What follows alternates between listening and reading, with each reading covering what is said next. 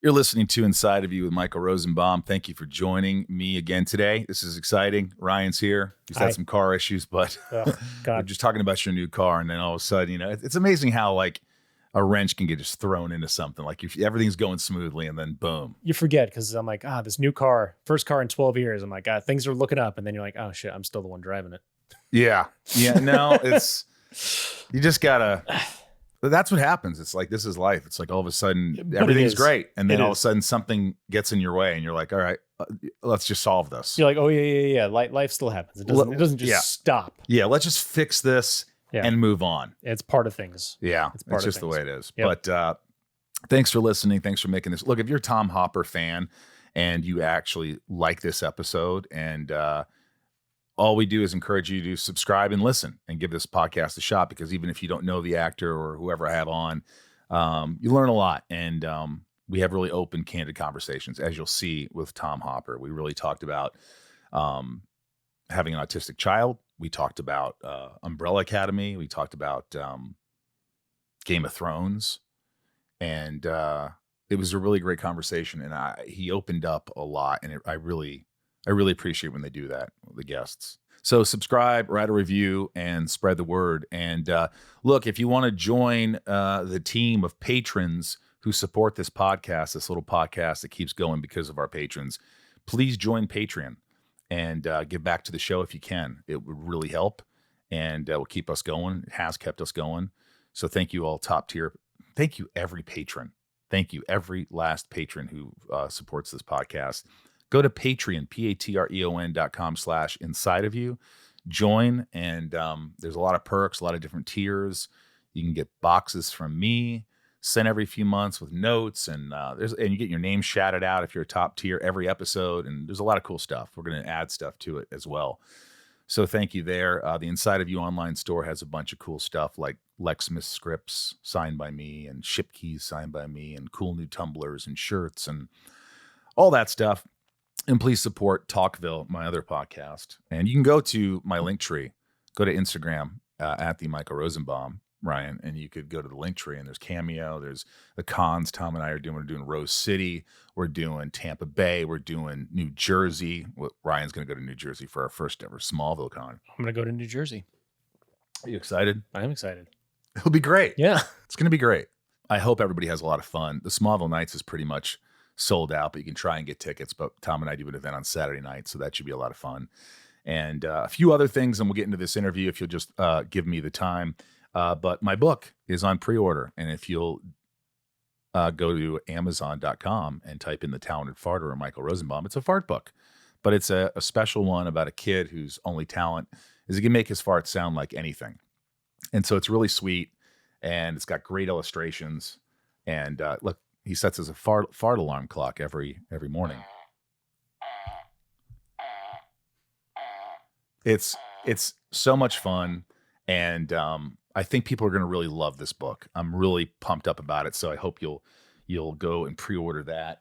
And last but not least is the Rosie's Puppy Fresh Breath. I give this to my dog. It's a capful in their water every morning, and it's odorless and tasteless, and their breath smells so much better because my dog's breath could be ruthless. And now I kiss them all the time. And my little picture and my doggies are on there. It's called Rosie's Puppy Fresh Breath. So get some of that if you want on Amazon.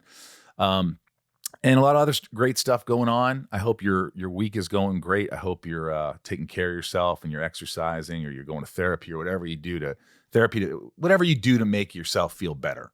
Ryan goes to therapy. I just had therapy today, and just talking about things really helps me. It gets it out of my system, and because whether you know it or not, it's like it's in your head. Mm-hmm. You're always thinking about things.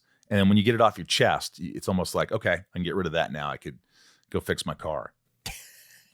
Exactly. You know what I mean? Exactly. Yeah. Thanks for supporting this podcast, and continue to do so if you will. And let's get inside of the great Tom Hopper. It's my point of view. You're listening to Inside of You with Michael Rosenbaum.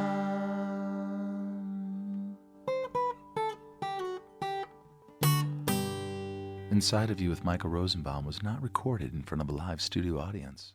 So yes, I was saying about you, Michael. I was saying podcasts like yours, right? And you yourself. There is a I always love it, like when you have these long form conversations, because you do these, like we're doing this press tour at the minute for Umbrella Academy, and you end up doing all these shows, which are fine, they're good, but you have these like 5-minute segments, and they're so formulaic, and you have to be just on like yeah, exactly. Well, you feel like you do because they come with this energy. The hosts. What's it like? Yeah, they're like, so Tom, you're here in LA, you're doing, and you're like, yeah, and you feel like you should match that energy, and you kind of have to go against it. Right. And I just love just having a normal conversation, but you feel like you've got to get like certain points across in this tiny little moment, which is like 5 minutes, which goes by so quick. Yeah, I agree. I think it's like it's you can really get to know someone a little bit better. You don't have to force things; you can just let things flow, and it's I've had some great conversations, and what's funny is it's therapy for me. So I learn a lot from the guests. Yeah, it's great. Like if something helps you, I'll give it a shot. Even if it doesn't work for me, I'm going to give it a shot to go, hey, he does that, and he's pretty good sense of what's going on in the world and health wise, and so especially I look at you, you're like an Adonis in blue jeans over here. It's just like you work out probably every day. I like to do something every day, yeah. But then that for me is my therapy, really. Right. And I think I realized that quite early on. That was like because I played a bit of sport, growing up. And what sports you play? I played rugby, football or soccer, as you guys would call it. Yeah. Played a bit of roller hockey because ice hockey wasn't that accessible. I played ice hockey. So, but the health thing is like, is it something that's always been part of your just you, part of you? No, not always. The health thing, there's been a journey for me because I had a period like growing up, like I ate anything and everything, tons of junk food. And I actually got sick quite a lot as a kid. Like I always had like some kind of virus and I was always like fighting something. And that was kind of like the norm. I just thought it was like normal to feel like that all the time. Right. And then I actually did this show, Black Sails, which so it was that was a very physical job, but they also put us on these diets, and it was an extreme diet. So I kind of went full the other way. I went from eating anything and everything to then cutting out all sugar, all carbohydrates for this diet. And we did this mad training regime and this crazy diet where we shredded down like super fast. And I actually felt really good from it. But then I kind of went the whole hog the other way and was obsessed with staying lean and trying to eat clean and stuff. And then as soon as we finished shooting, I like binged. I was burgers, like, fries, everything. Pizza. I was eating like fish and chips. Yeah, we have these cereals in the UK called Frosties. You get Frosties, right? Frosted Flakes. Frosted Flakes. Yeah, Tony the Tiger. Tony the Tiger. And I remember eating like bowl after bowl of just because I'd been deprived of all sugar for like 8 months. And what happened to you? Blew up. I got fat. Yeah, I got like bigger quick. And I remember Toby Stevens, one of the actors on the show, he saw me after about 3 months after we wrapped. So I was like really, really lean when he last saw me. He was like, bloody hell, mate, what happened to you? And I was like, and I was sitting there going, what do you mean? And he went, you look like fucking John Candy. And I'd like, he said that? Yeah, but we're super tight. But you kind of need somebody to kind of say something to motivate you, don't you? That's it. That was the moment where I was like, oh, I've probably gone a little bit too hard here. And so that moment of fluctuation of like going up and down, then getting in shape for a role, then just being like, and kind of like what bodybuilders do, right? Where they just like bulk, they do a show, and then they're like, boom, boom, boom, boom, boom, boom. Yeah. And they cut down again. It's that constant roller coaster. And I was like, I have to find some kind of way of just being level all the time. And then I realized I sort of took all the positives of what I'd done to achieve this kind of like lean physique and stuff. And I realized that all the problems with like processed foods and like junk. And every time I ate all that stuff, I felt like crap. And then every time I ate clean, I realized, well, I just kind of eat real foods then. I'll just eat real foods, cut out the crap. And I was quite strict on that. I sort of picked a lane and was like, I'm just going to eat real food. Forever. Yeah. I mean, at that time, I was like, that's what I'm going to eat like now. And then even now, I think it's really important to have, I've kind of gone on the journey again, right, where you go, oh, it's actually okay to have a little bit of this and a little bit of that. But I never eat moderation. But I never really eat processed food. I never eat like what you consider junk. I'll have a pizza, a great Italian, or I'll have But you don't have like McDonald's. Never, no. Never. No. Do you like McDonald's when you do? I used to smash McDonald's, mate. I used to smash it.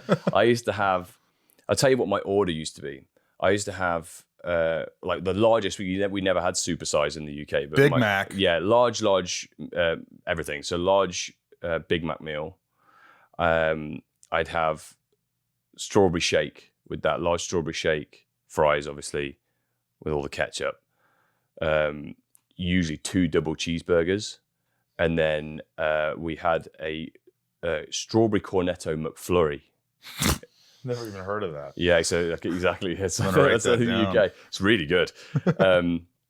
So that was like my standard McDonald's order, and so that's talking about like from age 16 to mid 20s maybe. Wow. Then I got Black Sails, and kind of that was the journey of like kind of being lean. And I also realized as well that I was sitting in a bracket of an actor of always just playing the big guy, which is a lot of the roles that I do, but I also wanted to have versatility, and I wanted to be able to play, leads and action leads and romantic leads. And I just being this big dude all the time was never going to get me that. Right. So, and looks and appearance is probably the biggest part of that. yeah, I mean, casting in producers. You walk into a room. Yeah, they want you to be the role, right? Yeah. They don't want to have to go, oh, we could probably transform him. Yeah. They want to see somebody who already has the discipline. Yeah. Already is there. Yeah. He could use maybe 5 pounds, or maybe he could lose 5 pounds. But like, not somebody like, oh man, this guy, he's a good actor, but fuck. Yeah, that's the thing. And ticking all the boxes is always huge for me. Like working on acting as well as just looking the part, like turning up and looking the part, but then delivering, impressing them even further with he's the role, like he can do it. Right. Having the chops was always so important to me. But then that's my background. Like I went to drama school in the UK and had a very traditional training. So did you start from a young age? Fairly young, yeah. Like Did your parents, were they into acting, or how did you get into that? No, not at all. Like they were in the RAF, the Royal Air Force, and my brother went and be a pilot. So strict? Not super strict. Actually, no. They were. My mum was always like kind of reach for the stars type, and so was my dad. Like do what you love. Unconditional love. Always loved you. Always told you they loved you. Oh my God. How important is that? I don't think people realize it until it doesn't happen. I know. I do it with my kids. I tell my kids I love them every day. I'm like so important. Yeah, and I want them to. I want my kids to really flourish on their own, and be strong individuals. But at the same time, I think it's important that they always have that loving home that they can go back to. Because I feel like that no matter what, I can call my mum, I can call my dad. My dad is now like one of my best friends in my adult life. It's so foreign to me. You don't have like to my childhood. I don't look at them as my best friends. I don't look at them, my friends are my best friends. Yeah. Those are the connections. I mean, I love my parents and all that, but it's not that kind of relationship at all. And it's never been. And, for a while, I mean, it definitely saddened me, because even to this day, when I see one of my friends and I meet their parents, and I'm like, wow, they're so close and they're so fun, and they're so, they want to know how their kids are doing. They want to meet their friends. They want to, like, there's this, I envy that. And it's, I think it's really sweet. Do you know, I swear to God, this happened a couple of weeks ago. No, I'm in Italy. So about a month ago, I'm walking down, and as I'm passing this family, the father is saying, no, let me explain to you why we can't do that. And he starts very, very gentle in the way he's talking to his son, and he has patience, and his kid's flying off the wall a little bit. And I walked over to him. I just want to say, hey, sorry for listening, but you're a really good dad. And I love how patient you are with him. And that's just admirable. And that's awesome. And he goes, what? Oh, yeah. It was just that's weird. Beautiful you did that, man. I felt that I wanted to just tell him. Yeah, that's beautiful that you did that, because parents, I'd say the biggest thing, are you a dad? No, you were 2 dogs, you man. 2 dogs, yeah. Well, yeah. Yeah, they're kind of harder than kids sometimes. Yeah. I think as a parent, particularly mums, like I know my wife has had this, and I know lots of other parents have this, is that no matter what you do, no matter how much you give and you put into your kids, you'll always feel like you're getting it wrong. Yeah, you always feel like a failure, right? Yeah, you always feel like, oh, man, are we doing the right thing? You know, it's the biggest test in life having kids. Yeah, especially did I raise my voice? Man, I didn't mean to do that. Or totally. did I say a certain thing? The guilt is horrendous all the time. Yeah. You feel like, oh man, like I haven't dealt with that well. But you got to know you're not perfect, and we're not perfect. We make mistakes. Yeah, and also they're just little adults, really. They think like we do. They're just not in the bodies, so they're experiencing all those same emotions. They just don't know how to handle them yet. Yeah. So dealing with those little moments, like that guy that you saw in Italy, you know, that's him hearing that from you. That's amazing because he wouldn't have known in that moment. I wanted him to know that. Yeah, this perfect stranger just noticed his, you know, good traits or whatever, you know. Yeah, because patience, like he clearly had like a lot of patience and wanted to explain clearly. I would have been like, would you stop it? Yeah, which you see a lot. You see all the time, parents. Because you lose, I mean, maybe you're having a bad day. You're going, just stop. Yeah. You know, and you just can't like control yourself sometimes. And I saw such reserve, such, just patience with this young boy. And look, you told me right before we started filming that you have a son who's autistic. Mm-hmm. So that must be, it's got to be harder. Is it harder? Obviously, right? I mean, it comes with different challenges, right? You know, because truly my daughter, she's neurotypical, like, you know, chatterbox, the opposite of my son Freddie, who's nonverbal. Right. She does all the speaking for him. But he's the older one. He's 9 and my daughter's 6. And we kind of went through this crazy journey with Freddie, me and my wife. He was sort of developing what you would call, you know, quote unquote, normally, and was responding to us in normal ways you expect kids to. And then he stopped doing that. And he stopped talking. So he was talking? No, he started to respond in the same way, you like almost like attempting words. Like, right. Yeah, like you'd say dada, say mama, whatever, and he'd like attempt it. And so he was on that path. So he was kind of like, maybe a year to 18 months. So which is kind of normal. That age they start to like talk. And did they tell you that he wouldn't be able to speak? Since so we went through the process and getting the diagnosis, we didn't know at that point what it was. We just knew at that point at 18 months that he started to not do that. And we actually wanted to know whether it was hearing, like he wasn't hearing us properly. And I think I kind of always knew that he was different, like he'd made a change. And then my wife, you know, it was tougher on our marriage, you know, because we approached it from different ways. And that's the thing with parenthood, like how kids, I think, can change your relationship. You start off as like this team, right? And you're like, you're gonna have kids together and it's all gonna be great.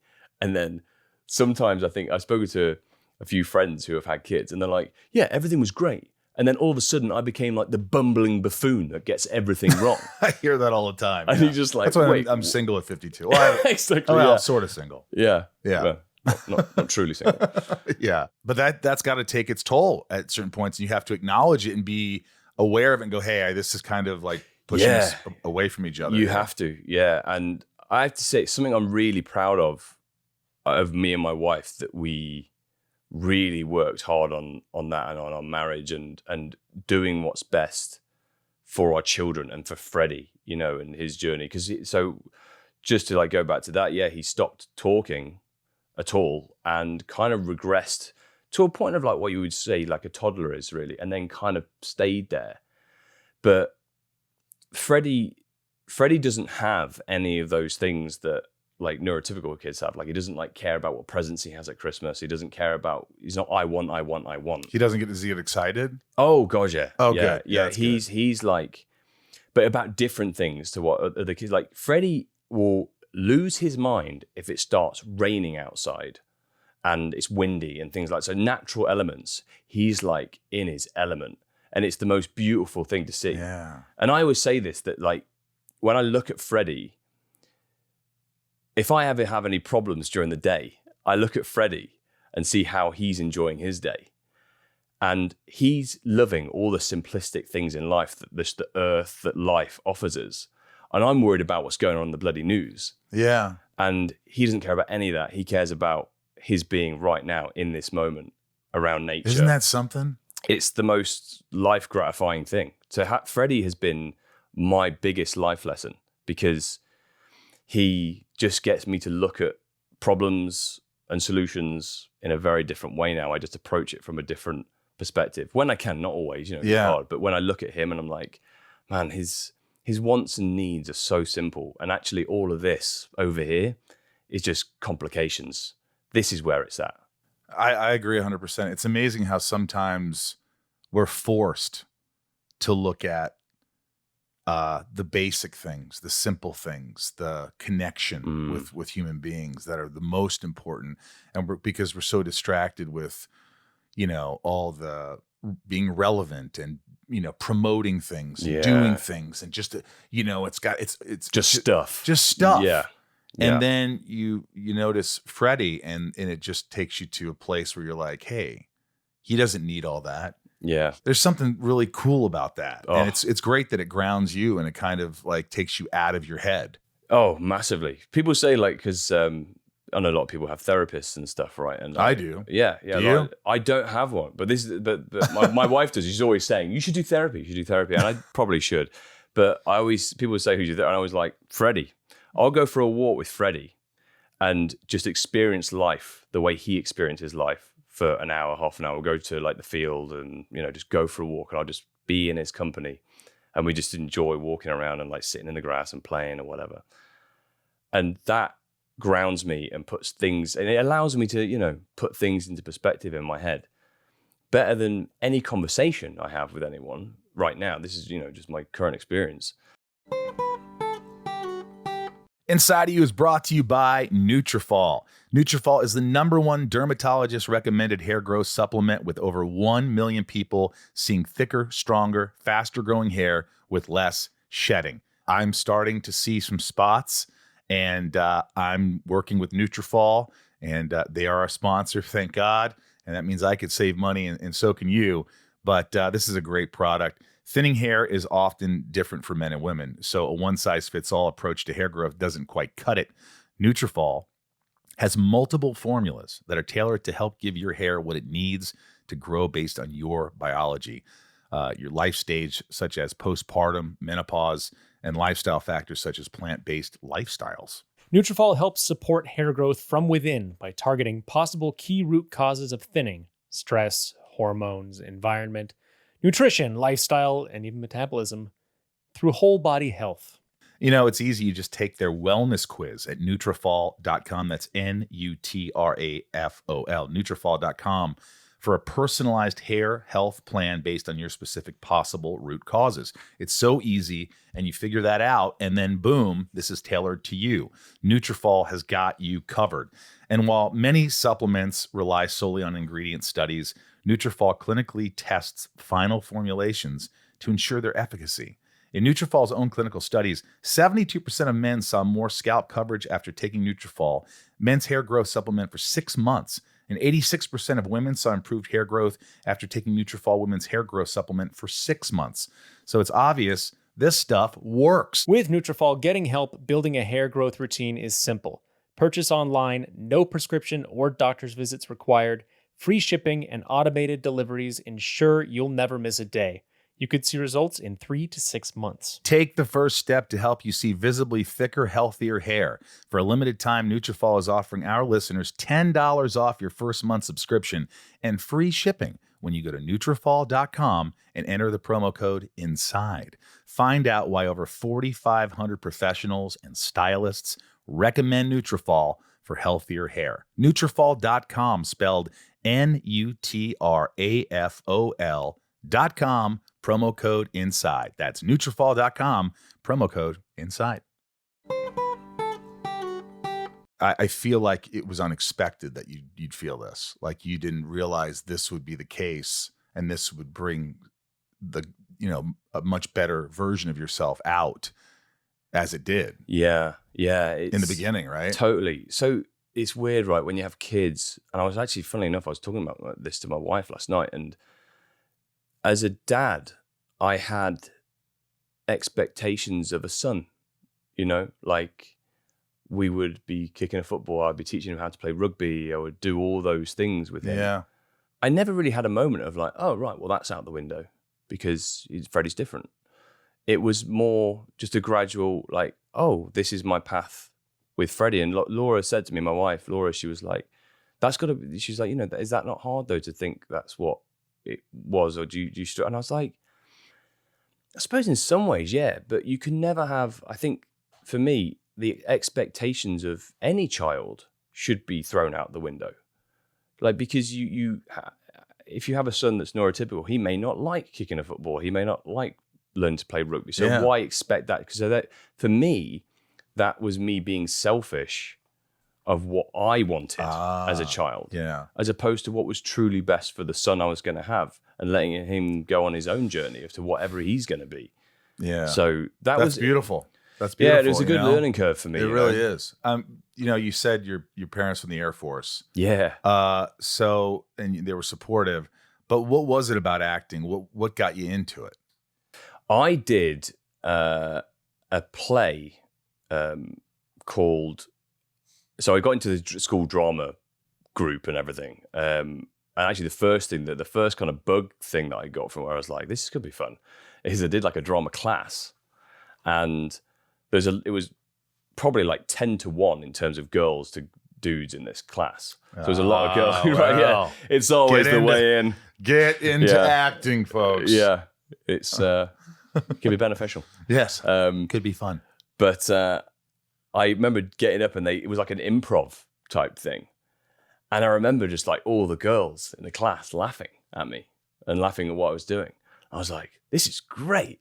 And I just really enjoyed that feeling. It was like, do you know what I mean? Like you also had a similar sort of thing where you were like, you got that feeling of, that kind of response back. Sort of, in a way, affirmation loop. Or, sort of instant gratification. Yeah, it's instant gratification. Yeah. And also that because I was like good at sport and stuff. I was playing like different sports, but the more I did acting, the more I was like, this is something I can do. Like I feel like, and when I'm doing it, I feel alive. I feel like, so it's that really famous speech in Billy Elliot, right? Love Billy Elliot. And when he's like, what do you feel like when you dance, Billy?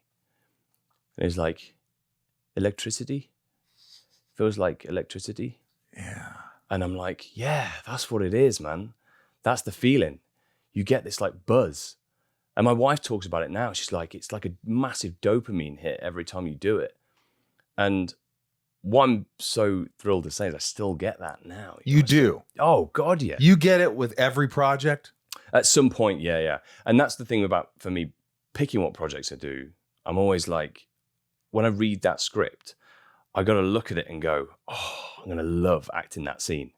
That would be such a great scene. So sometimes it's one scene that makes you go. Sometimes, yeah. It could be the build up to that scene but overall, yeah, I mean, they obviously want that fully rounded character, but for me, there are moments from a script that might jump out where you're like, yes, I want to experience So that. There's an excitement. There's something about acting that brings something out in you that you just want to be around. Yeah, I think you like who you are. You like the camaraderie. You like being on set. Yeah, that's a huge camaraderie. So I come from a team sport background, right? Right. And there was a huge crossover for me in that feeling of getting a bunch of people together, working on something as hard as you can go, 100%, giving everything to it, leaving yourself on the field, and then performing that, and then winning at that thing. Yeah. And team as effort. a team, every cog in the machine has to be working, has to be well oiled. Everyone has their job and everyone has to turn up. Otherwise we fall. Yeah. Have you always felt that way? Was there ever a way? Look, I'm sure there were times in my life where I was a little cocky. I was in the business. I was too young. I wasn't mature. And I was just like, and just, all over the place. You seem like you're more of a grounded person, whether it's your childhood, a combination of a lot of things. But do you think you've always had a good head on your shoulders? I think, yeah, generally, I think my mum and my granddad, who was like a huge role model for me. My mum and dad weren't together when I was growing up. My dad moved away. Was that hard? I was very little when he left, but I think it was harder on my mum, and I saw, her raising two boys, which is weren't tough. Easy. Yeah, I mean, I say to my mum now, like after having my own kids, I'm like, how did you do it? Kids are so hard, and you just raised two boys who were like tearing up the house, kicking each other's asses every day. And I remember my mum saying, like, we would break shit all the time, and she'd be like, this is my house too. Because she's like, I have to live here after you two leave. See, my mom would throw something at us. Yeah, if that's we were probably a throwing better stuff, play. my mom would throw something back and go, that's probably "Stop a better it! I'm fucking tired of it." You know, I mean, I don't know how many times my mom came in a room and said something. My dad goes, "Why don't you go for a nap? Yeah. Why don't you go for a nap? Yeah, You're obviously unhinged." Yeah, clearly. But yeah, you know, mom having to deal with 2 boys growing up. So my gran and granddad were like a big influence on me. And my granddad always was. There's certain things that I stuck to that he always told me, like getting in with the right crowd, sticking with people that are, you know, have best intentions, and like you know, good or bad, you know, I didn't take any like recreational drugs or anything growing up, because my granddad always, it's kind of stuck in my brain, and I know that people love to take drugs and they don't do it. So there's zero judgment from me. I just chose not to do it myself. Not to do it. Do you drink? I used to, yeah. A lot? Yeah. And you think that got in your way? Yeah. I don't think I'm the best version of myself with alcohol. My wife would tell me that as well. Well, the thing is, if you can recognize that, that's vital. Most people don't recognize what horrible drunks they are, or the person they become, and that's the problem. But if you can recognize it and go, okay, this is not, I don't like who I am when I do this. I just didn't feel good, you know. Like, I never feel good. I barely drink now. Yeah, I think a lot of people, more recently actually, I think more people have come to that sort of way of thinking. A lot of my friends have. They're just like, I just kind of feel like I don't need it, which I love, because that's a big thing for me with alcohol. I always think people, especially in the UK, there's a big drinking culture in the UK. And like, if you go to the pub is a very social place where people meet up. So it's like, oh, let's go for a drink. Yeah. Is the whole thing. That's what is a whole meetup thing is there. And it's always like, what are you drinking? What are you drinking? It's the pressure. It's the peer pressure. Yeah, peer pressure is huge there. Yeah. I'm not sure if it's so much like it's still here. It's just like, dude, is that your only beer? Yeah. You've been sipping on that beer. I'm like, what do you my mother? Yeah. Like, yeah. Well, I always say, why does it matter to you what if I'm drinking? Are you that insecure that you need somebody to be on this ride with you? Yeah. To feel like shit tomorrow? Yeah. And make bad decisions? Yeah. That's what it is though, right? It is. Because it feels like you want, and I get it. It's the shared experience of that social there's been some fun times, but no, I think that's good that you're aware of that. And I mean, do you, when you prepare for a role, do you go through, like a lot of actors will say, oh my God, the fear kicks in. I'm nervous. I don't know. Can I do this? And then as the process goes along, you start to feel more comfortable. Sure. Yeah. Yeah, I think so. Imposter syndrome's a big thing, man. Yeah. Right? Does everybody have that? I think so. Right? If they didn't, then I'd be more concerned about them. They're a sociopath. Yeah. If you don't feel fear, if you don't feel these certain things like human beings feel.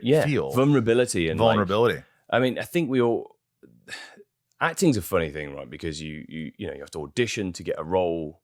You have to prove, you feel like you're always proving yourself that you can do it. So this sense of like, do they like me feeling? It never goes away, does it? Which never goes away. You always, and I always used to say that I hated exams at school, hated it. It was terrible. And then I chose a career where that's all I do, whereas being examined for a role. But then once I kind of thought, oh, actually, because there's a few people that, I think Bryan Cranston was one of them who said it, and I think a couple of other people have. And when I saw that advice, I was like, oh, that's amazing. And I took it on, which was, he stopped seeing auditions as like a test or a like, please like me. It was, this is an opportunity for me to act and show you my version of this character. And then if you don't want to pay me to do it, then that's fine. Today, my role is to play this scene and do the best job as this character. That is all. So I'm not here to please you and make you like me. I'm here to get a job. I'm here to work. Yeah. Just to serve this character. Yeah. And I even did, when I did Umbrella Academy, I remember doing... You're still doing Umbrella Academy? Yeah, final season's about to come out. Was this the fourth and final? Yeah. Fourth and final season? Yeah, but it's been 7 years. When I did the first... So 7 years it's been this year.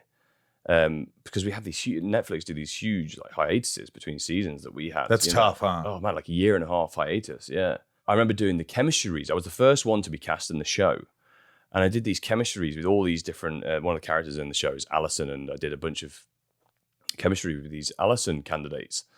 And at that point, I was still in that state of like, oh, you've got to be the best. You've got to be the best that comes in the room, and that's all that matters. You should be the best, you'll get the role.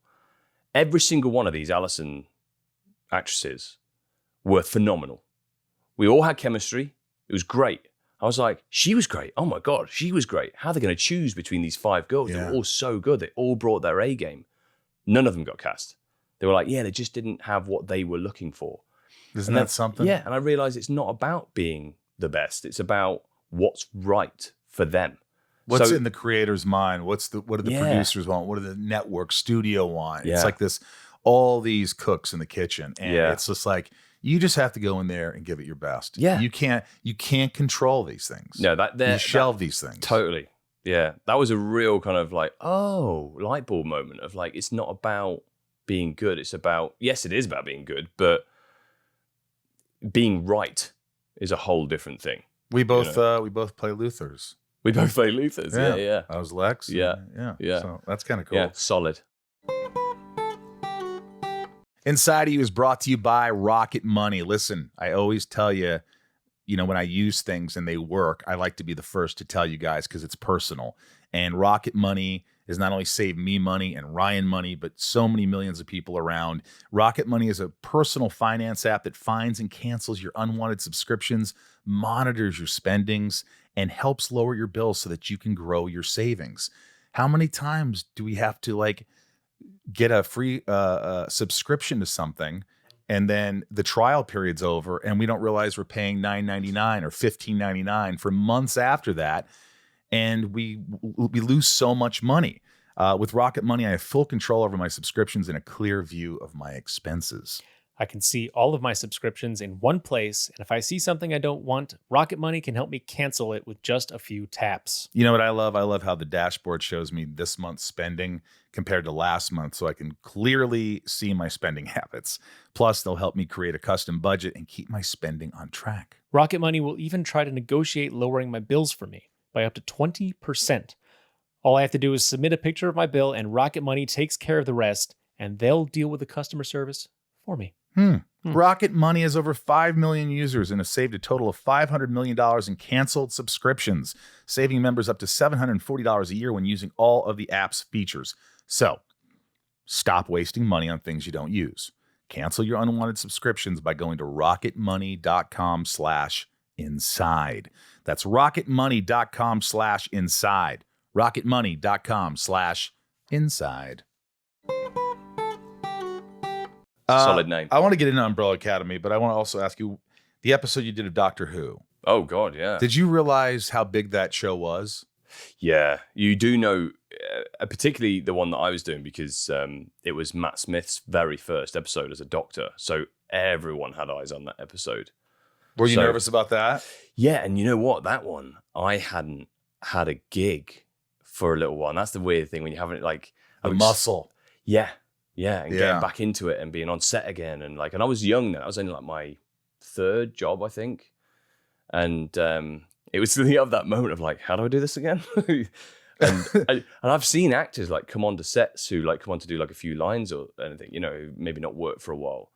And you kind of want to be it's all good. It's all good, because I've felt like that. Oh, I know. I know. In fact, I haven't really, some little things, but I've chosen to just do what I want to do now. And unless something really comes up that's great, I'm just not doing it. Yeah.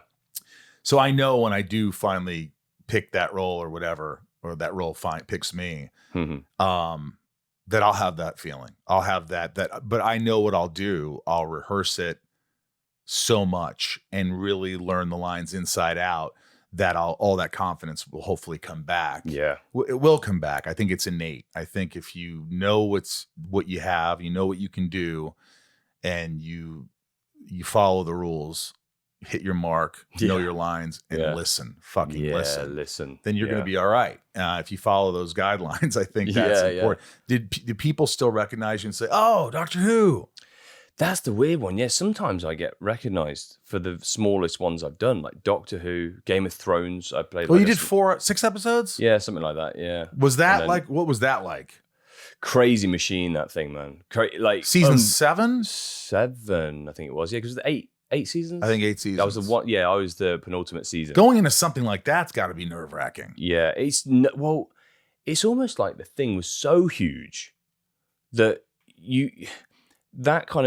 those intimate moments of the camera rolling feels like it's out the window, because most of those scenes I was doing on that, there was an enormous battle sequence around me, and any of the job you go on, it's like everything's green screen, everything's like they add in all those CGI soldiers.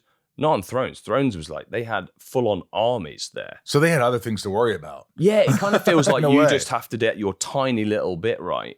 And they've got so many other things to be dealing with. I just don't know how they ran that ship. It was like I've never seen anything like it. No, it wasn't chaos. It was so well organized. Crazy. So well organized. It really was like one of the... Who did you love working with on that? Nikolai Costa was great. Yeah, he is great. He's great. Jerome Flynn. I loved Jerome Flynn. He played Bronn. He was great. Yeah. Oh, he was fantastic. Yeah, and so much fun. Like really, really great to work with. A lovely fella. James Faulkner, who played my on-screen dad. Yeah, it's great. Yeah, he was really fun, and he became like my best friend. And we were shooting in Cáceres, Spain, and we had a lot of downtime around like shooting our bits on these big battles, because there's just so many segments. You know, there's like so many thousands of things to shoot around our little bits. So we were just hanging out in Cáceres, and we're both big foodies. But it was such an odd relationship, because he's quite flirtatious. And I'm like, a very loyal husband. And the young and the older gents. And every time we went out for a restaurant, he's like flirting with the waitresses. I'm like, James, this can't be down. Trying to bring him back down. And I was like, it's crazy to be amongst certain actors like of that ilk, like that kind of old school ilk. Just larger than life. Yeah. Just like, they never let that go. This is like what I exactly. grew up with. He's like very much like that old school actor, which I loved being around. Yeah, that had to be just awesome. Oh, proper character. Back, I asked you about people recognize. Did people recognize you from Game of Thrones and Doctor Who?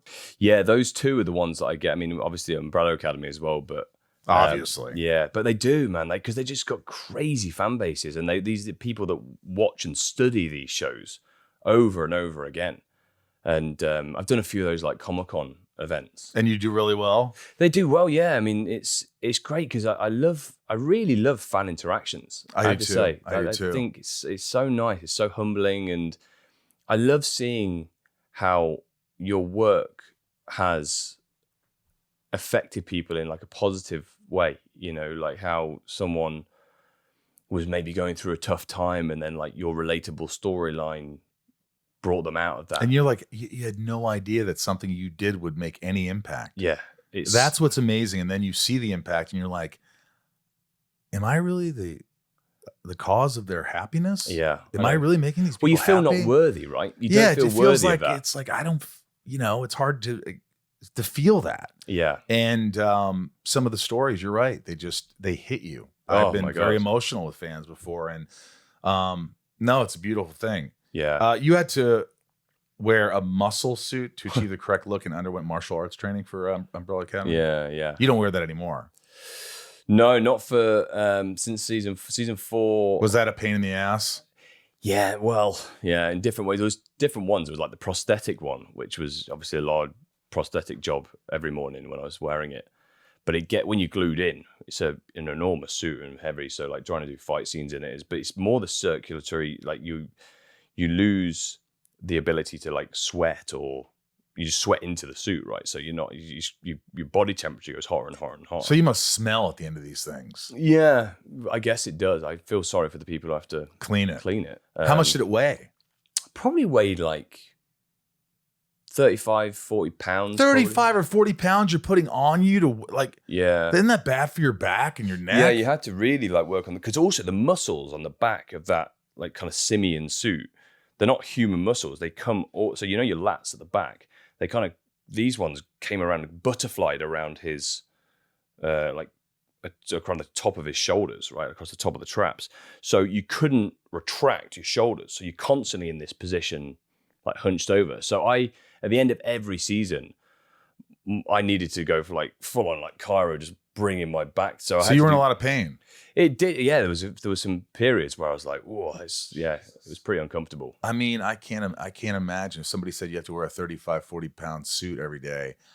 I don't know what I would do. Yeah, I don't know if I could do it. Yeah, I don't know. I mean, you have to be really strong. Yeah, that's the thing with the training, right? Like it's also a preparation thing of like a lot of the roles I've had have required me, if I wasn't physically active in my day-to-day life, I think I probably would have struggled with some of them. If you didn't work out? Yeah, like it would have been harder for sure. Yeah. Yeah. I would say. Yeah, so there is a preparation element of like me training year round and stuff, so looking after my body. And I've done like loads of things because I've been injured a bunch of times. What have you injured? Shoulders, 2 discs in my back.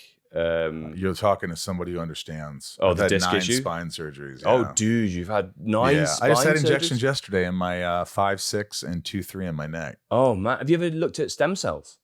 And I've had a bunch I've heard of stem about cells. that, but I've heard of different, sort of reactions to it. What do you think? I've had great results. I've had 2 discs had stem cells in, 0 pain, both healed up. How much of a difference did you notice, and how long did it take to notice a difference? First one, it was kind of early on in the stem cell evolution, I should say. That took about 4 to 5 weeks, and I remember living with this sciatic pain. That you know what it's like, right? That horrendous pain, like you wouldn't wish it on your worst enemy. This horrible pain every day, and I'd had it for like a year and a half. I actually filmed the last season of Black Sails with a herniated disc, and it was rough. Oh. I had the stem cells in Denver, actually, that one, with a company called Regenex. And 4 weeks after the injection, I remember waking up, and every morning I had that waking up and going, oh, just like, and it felt like I was tugging my nerve through the disc. And then all of a sudden, I was like, huh. And you were fine? It was gone. And what had happened is like, because the disc heals, right? So that herniation that's sticking out the disc has just like kind of gone back in off the nerve. So it's healed it. And the thing is with disc is they don't get enough blood flow. So you're creating the healing element that the body was used to doing it for itself. So say if you cut yourself, it's going to scab over and it's going to heal, right? The disc doesn't get enough blood flow to do that. So basically giving it the signal that the rest of the body gets to then heal itself. Did you ever do PRP? Yeah. Does that help? I had it yesterday. So from the right I'm people. I'm feeling a little bit better after it just happened for the first time. Yeah. I don't know. Time will tell, but before you leave, I want to get the information for the stem cell. Absolutely, yeah. Because that very company, Regenex, they have places in LA there, and they do it under ultrasound, very, very high quality stem cells. But the second disc I had done, the second disc was actually a type of PRP, an advanced PRP. 3 different types they inject in the disc, around the disc. And that actually worked. Astonishingly, that worked overnight.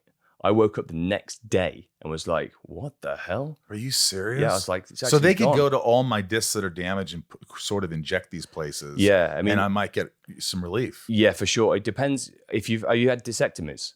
Yeah, microdiscectomies. Yeah. Fusions. I'm fused L3, L4, L5, S1. Tricky, man. That's tough. And what did you do to get those? Ice hockey sports my whole life. Oh, shit.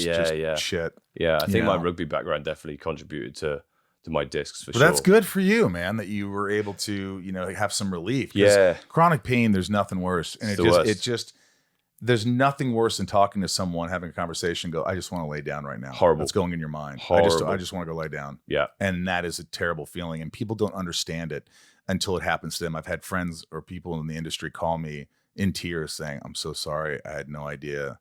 I can't even get out of bed. I don't know what, And so so I don't really talk about it that much unless it's to other people with experience. Yeah, well, you also don't want to, it's that thing. Yeah, I know exactly what you're saying, because like I never wanted to burden people with my like kind of angst and like, oh, I'm just in a lot of pain right now. So you kind of shove it away. People don't really care. Yeah. And it's not that they don't care, but they don't care. And they don't understand. They don't understand. If they've not had chronic pain. Like, oh, I'm sorry to hear that. Yeah. They're like, oh, that must suck. Yeah. But when you've really had it, like I know when you talk about that, I'm like, I know exactly what you're feeling. And the it's worst. Brutal. The aching and the just constant. Let me ask you this. What does Umbrella Academy mean to you? A huge chapter of my life.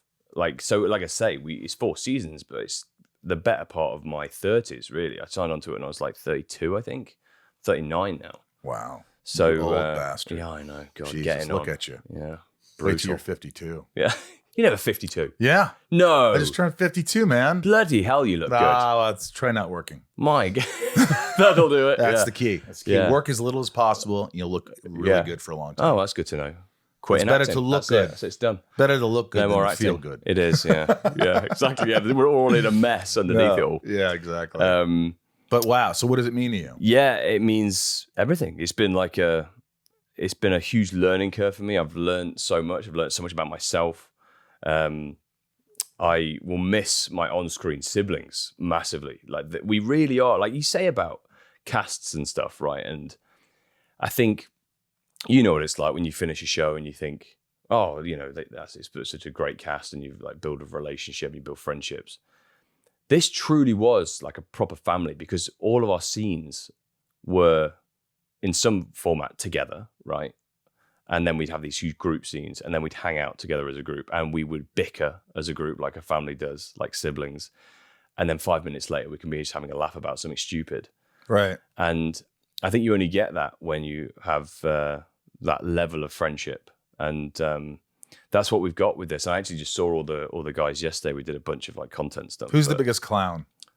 Biggest clown? Who's always just goofing up? You're like, shut up, I need to focus. Everyone has a turn at that. Robert Sheehan is like a beautiful human. I love him to bits. And he's definitely the wildest on camera in terms of where he'll go, which I love because it's so Takes spontaneous. chances. Oh my God, yeah, it's great. It's great. But yeah, he's definitely a wild one, which I love. David Castaneda, who's my other boy, we had some great stuff in season 4 together, like Tweedledee and Tweedledum as two, you know, and he loves to play. So you're done. Season 4 is done. Yeah, So- I'm on another show now. Yeah, I've moved on. Were you emotional in the last day of shooting? It's a weird one when a show ends, right? Yeah. Because You're happy in a way. It's bittersweet. yeah, it is bittersweet. We've heard that a lot this week. Yeah, it's always bittersweet. Yeah, because at the time though, I didn't really process it. My wife was like, "Oh, you're really sad," and I was like, "No," I was like, "It's not really hit me yet." And it actually hit me for the first time yesterday when they were asking us questions as a group, and I just was like, you know what? I'm just really gonna miss being with you all and getting to play with you, and more than anything, watching and learning from you all. They're all so good at their characters and what they do, and so real and heartfelt, yet are able to do this brilliant humor and comedy.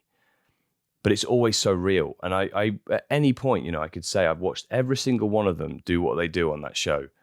And I've been like, man, that's good. That's really good. How did they do that? That was great. And I love that. A lot of respect. Huge amount of respect. There's a lot of respect on that. Yeah. I could see that. Yeah. Inside of You is brought to you by Shopify. Folks, you've heard me talk about Shopify. I've been working with Shopify for years, and I love it. Listen to this. Shopify is the global commerce platform that helps you sell at every stage of your business. From the launch your online shop stage to the first real-life store stage, all the way up to the, did we just hit 1 million orders stage? Shopify is there to help you grow. What I love about this is I use Shopify for all the products that I sell on Inside of You, like cool merch, and we use it on Talkville. And it's so easy to navigate to, if you have a new product, you just press this button where it says, you know, add product, and you put the weight of it. Oh, it's 7 grams or what, a pound, whatever it is. You put your price in there, you put your description, you put a picture, upload, it's all there for you. And what's even better is knowing how your products are doing. Like, oh, no one's bought this in 6 years, so maybe I shouldn't use it. But others are selling really well, and this is a better product, and you know what to buy the next time. And it keeps track of analytics, and it's so easy to use. It's right there in front of you. Shopify has made my life so much freaking easier. Whether you're selling scented soap or offering outdoor outfits, Shopify helps you sell everywhere. From their all-in-one e-commerce platform to their in-person POS system, wherever and whatever you're selling, Shopify's got you covered. Shopify helps you turn browsers into buyers with the internet's best converting checkout up to 36% better compared to other leading commerce platforms, and sell more with less effort thanks to Shopify Magic, your AI-powered all-star. Plus, Shopify's extensive help resources are there to support your success every step of the way. Because businesses that grow, grow with Shopify. Sign up for a $1 per month trial period at shopify.com/inside. All lowercase. Go to shopify.com/inside now to grow your business, no matter what stage you're in. Shopify.com/inside. I felt the same way. I think when I finally came back for the season 10 series finale, I remember I was fine. I was just like, all right, I'm doing this for the fans. And they worked me 24 hours a day. I told them they had me for one day when I came back, and I was getting out of makeup, and I was like, all right. And I started to walk out of my makeup artist's trailer, who, as you know, they're like it's like your mother, or your father, look after you. Yeah. I mean, they know more about me than anybody. Yeah. And I just turned around and I just started crying. Just hit you. Natalie hugged me, and I go, oh my God, what's happening to me? And she goes, it's okay. It's okay. I go, I don't know why this is happening. Yeah. And we hugged it out. And I remember driving. I remember standing back. I went in to some of the sets, and I just walked around. I just said, just remember this. Remember this moment. And even though it was almost like I was ready. I had one foot out the door. But I just took a minute to kind of just go, hey, this is a big part of your life. Yeah. This is a big part of your life. These people are a big part of your life. And, just sit with it for a minute. Did it change you a lot from when you think about way back in season 1 of that, how much did you change? How much did the show change you? Because I always think about that, how different I am now. I mean, it was the first time people had recognized me. It was the first time a role that sort of gave me a career. I'd been working consistently, but this role put me on the map. And everything about it, I'd never been on a show of this magnitude. Everything about it. And I don't think you really know it till years later. Yeah. You don't realize what an impact, how important it comes later. Like you said, like it happened yesterday where you started thinking about it. It took kind of years.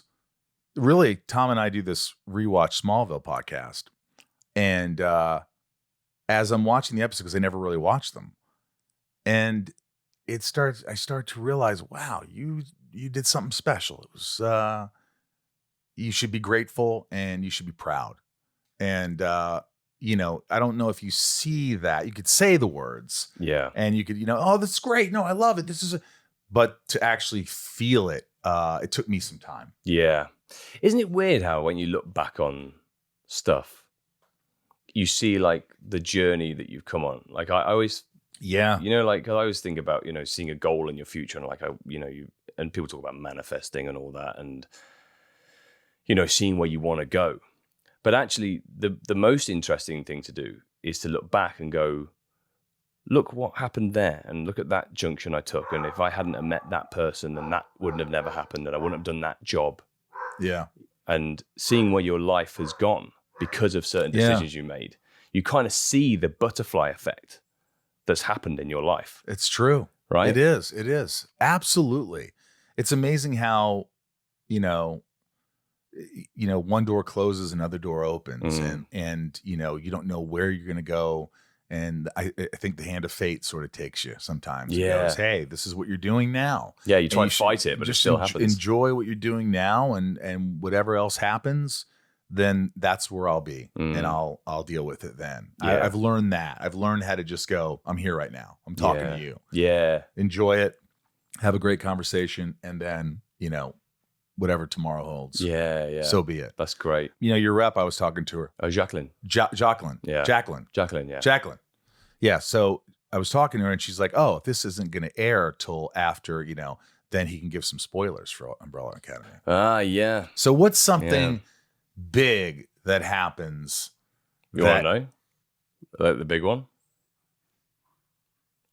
Yeah, because we'll wait till it happens. Okay. Yeah. So if people are going to watch it and they haven't watched it yet. So I'm telling you right now. Spoiler. Yeah, spoiler. Here comes a spoiler if you're going to watch Umbrella Academy. So, all right, tell me what happens. Okay. Well, the biggest thing about the show is that there's always an Armageddon, right? There's always something that we have to fight, the end of the world, and find out what's causing it. This time we find out that we are the biggest problem. We are the problem. And the only way to stop the world ending and to reset it is for us to not exist anymore. So we might be seeing a rather large self-sacrifice at the end. Oh my God. So, yeah. Holy shit. Yeah.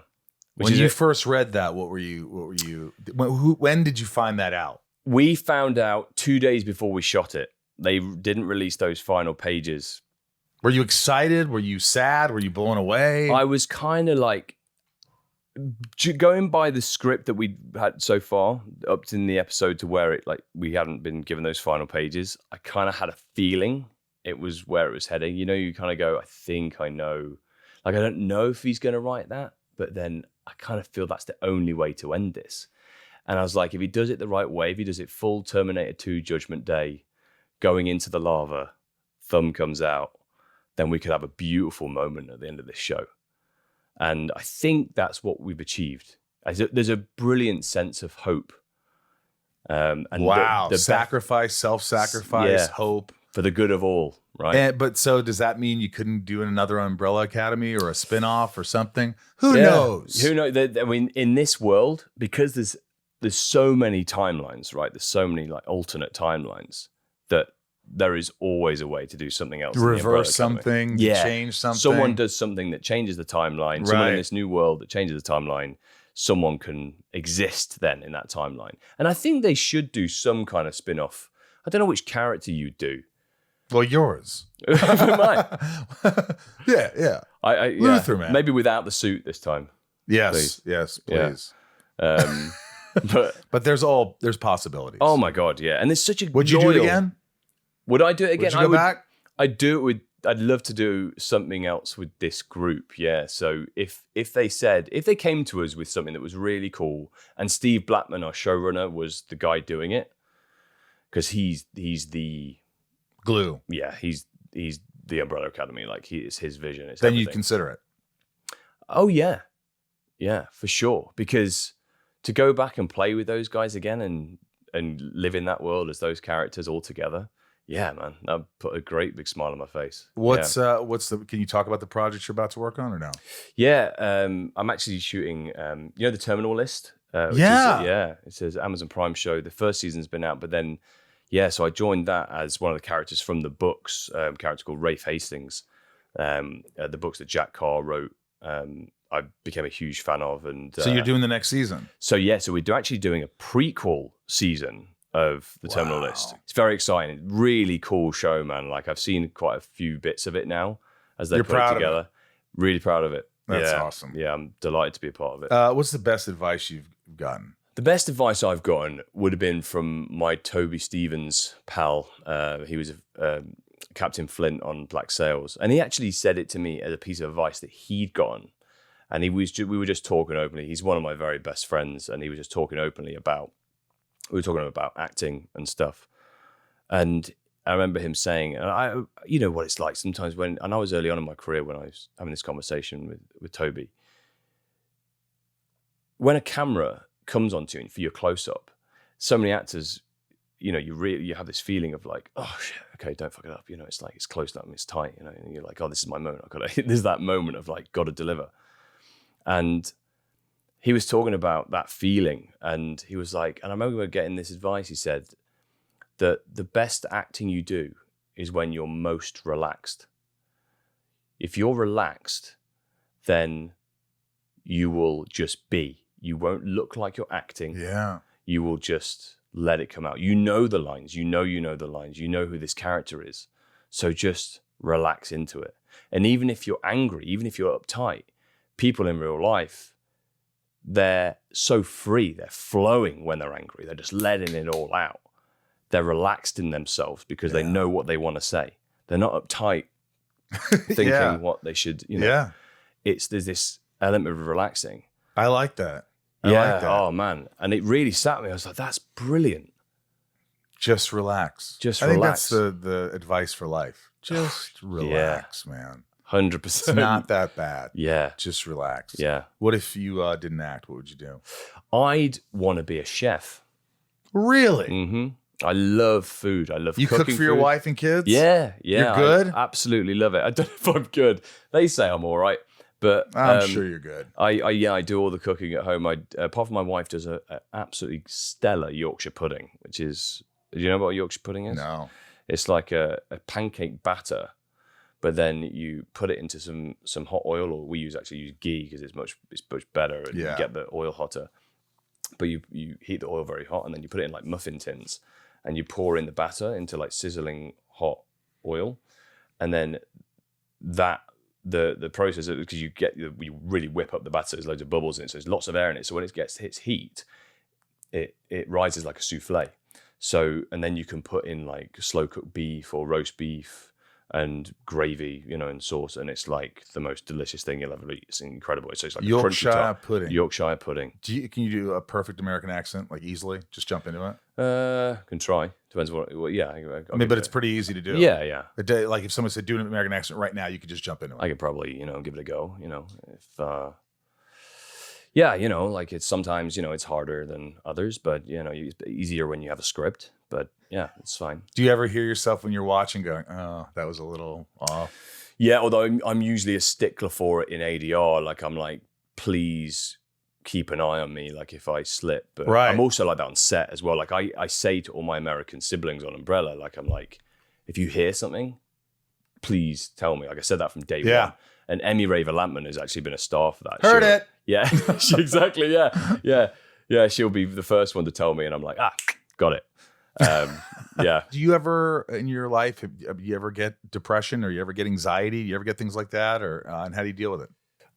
Only the first time actually recently, and I never had before. I never really knew what that feeling was, and I actually had this is my question. You don't have to wrap. Yeah, no, sure. Yeah, anxiety. Yes. The first time recently, it was actually before shooting Terminal List. We were in a massive prep period for Terminal List, and I think that playing a Navy SEAL and authentically, and the imposter syndrome of like, I'm not a SEAL, I'm not one of these dudes. Like I don't know how to do this. I'm not one of them. I've not gone through what they've gone through, and the pressure I put on myself of wanting to play this guy so authentically. I had a real moment because I was on my own in LA. We were doing prep, and my wife wasn't with me. She was back home with the kids, and I was like just over there solo.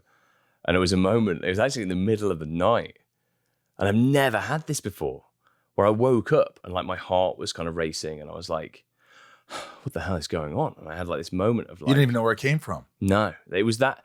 And then I ended up calling, and I actually thought like something was up. I was like, "Am I like not okay?" Yeah, I was like, it's a panic. And I called my wife, and then fortunately, like she was a few hours ahead in the UK, right? So she was just getting up with the kids. So she's trying to do breakfast with the kids. She's like, "What?" And her husband is like going, "Oh, my heart is racing. I don't think I'm very well." and she's like, "I think you're having a panic attack, Tom." And I was like, "Am I?" "No, it feels worse than that. It feels like something's up." And she was like, "No, that's what it feels like." She's like, if you're having, she's had anxiety, and I'm sure she won't mind me saying because she's spoken very openly about it. But she deals with it. And she has tools. She has a toolkit to deal with it. Sure. And I didn't. And I was like, what is it in this feeling? And she properly like sort of talked me down from the ledge. And I never knew that anxiety and that kind of feeling of like physical feeling of like something happening to your body can manifest then from a thought. And I know that thoughts are powerful, right? Yeah. Or like, but like those feelings of like the unknown and all those things, they build up in your body, and then you have a physical reaction. Never knew that I just didn't expect that to happen to me. I've always felt like. Has it happened since? No, like my wife is like, she really is a saint, because she she really like talked to me about it and was like, you need to do this, this, and this. But one of the big turning points for that was we did like this group workout with all the lads, all the guys before shooting, and we did like a big like kind of pump session. It was like an hour and a half of working out nonstop, and it was brilliant. And I don't know what it was about that experience, but I all of a sudden was like, oh, I'm good. You're part of this. I'm part of it. You felt like you're part of it. It was Yeah. like it was an experience that helped you get rid of that doubt. Yeah, that exactly. fear. Team bonding, Right. which is where I'm in my safe place. If I feel that I'm truly part of a team and I have my place and I know where I stand, You don't feel anxious. You just go, it's all good. And Chris Pratt, kudos, because he was the one that orchestrated it. He was like, we have to do like a group workout. We have to get a group pump. Yeah, exactly. Like, Yeah. just see- I want to see veins. I know this seems weird, but we gotta pump up. All of your veins. It's called the Pratt. This is the Pratt pump. Yeah, We're gonna the do Pratt this. Pump. Yeah, we should make a tradition of that every that's season amazing. now. The Pratt pump. Well, listen, every year. man, I think you're a terrific guy, terrific actor. You've done so many things. Percival and Merlin, Billy Bones and Black Sails, Luther Hargreaves and the Umbrella Academy, which the season's out now, the final season. And boy, you have something to look forward to out there. Check this guy out. You're also doing The Terminalist. Yeah, And you got a lot of great things going on. I love what a father you are. And it just sounds like you're on the right path, man. Thank just you, brother. doing Appreciate all the good it. things. And same to you, man. All the good work you do. These conversations are amazing. I've loved listening to you, and I think you're great. You're doing a great thing. Do more of it. It means the world to me, man. Thanks. Yeah. I'm just want to have a conversation. Yeah, That's that's the best, right? All right. Yeah. Oh, by the way, this is for you. You have a dog. Oh, I do. This is my product, Rosie's Puppy Fresh Breath. Hell, you could use that. Yeah, there you go. Yeah. You just Thanks, put buddy. a little cap full in your dog's water, tasteless, odorless. Boom. Excellent. Yeah, He'll love do that. it with Oh, it there's really your well. face with your dog. Yeah, Look at that's that. my dogs that you just met. Love that. Tom, Okay. thanks for being here, man. Thank you, man. Appreciate it. I love this guy. You never know. Like, first thing he does is he walked in and he's like Adonis in blue jeans. The guy's just gorgeous. God. His muscles are just bulging out of his shirt. And then he starts talking and he's articulate and smart. And then I realize this is a good dude. And I just like his outlook on life. And I really appreciate him being so forthcoming and so open with us. So thank you, Tom Hopper. I appreciate you, man. Look, if you didn't listen to the beginning of the episode, join Patreon and support the show. We need you. We could use your help. Patreon.com/inside of you. And now we'll go to the top tiers who get their name shouted out at the end of every episode because there are top tiers. And it's just one of the perks they get. And I love you guys. So here we go. Nancy D, Leah and Kristin, Little Lisa or Lil Lisa, Yukiko, my sweet Yukiko, Jill E, she's been around for a while, Brian H, you just texted me, didn't you? Yeah, he's got my number. Niko P, love you, Niko. Robert B, of course, Robert B. Robert's birthday's coming up. Jason Dreamweaver, I think he's got a birthday coming up. Sophie M, Raj C, haven't talked to you in a while, Raj. And of course, Jennifer N, Stacey L, Janelle B, Mike, and El Don Supremo. 99 more. Santiago M, Leanne P, Maddie S, Leanne. Kendrick F, Kendrick. Belinda N, Dave. Dave Hall. H. That's Dave Hall. He's got a birthday coming up. Dave, happy birthday. Brad D, Ray H, Tabitha T, Tom N, Talia M, Betsy D, Rhiannon C, Corey K, Dev Nexon, Michelle A, Jeremy C, Mr. M, Eugene Elias, Salty Ham, Mel S, Eric H, Oracle. Amanda R, William K, Kevin E, Jarrell, Jammin J, Leanne J, Luna R, Mike P. Actually, it's Mike F. What am I? Mike. I'm sorry. Mike F. Jules. Good old Jules M and Jessica B, Kaylee J, Charlene A, Marion Louise L, Romeo the Band, Frank B, Jen T, Nikki L, April RM. She's been here a little bit. She's rocking. Randy S, Rachel D, Jen, the Carolina girl, always by our side. Nick W, Stephanie and Evan, known as Stefan. Yes. Charlene A, Don G, Jenny B, 76. Jennifer R, Tina E, NG, Tracy, Keith B, Heather and Greg, Ellie K, Elizabeth L, Ben B. Jammin, Ben B. Pierre C, Sultan, Ingrid Ingrid. C, and Brandon C. And then there's Ronit. Mm-hmm. Ronit. That's a new one. Ronit, thanks. Thanks for joining Patreon. Is that a Thanks typo? for supporting our podcast. I don't know. It says Ronit space lowercase L or uppercase I. Anyway, Ronit, if you're there, we love you. Right. And thank you for supporting the podcast again. And we love you. So from the Hollywood Hills in Hollywood, California, I am Michael Rosenbaum. I'm Ryan Tejas. I'm here too. Yes, he is here. He's always here. Thank God for me. Most of the time. A little shout out to our friends with a little wave. And thank you for being here. I'll see you next week. And please be good to yourself.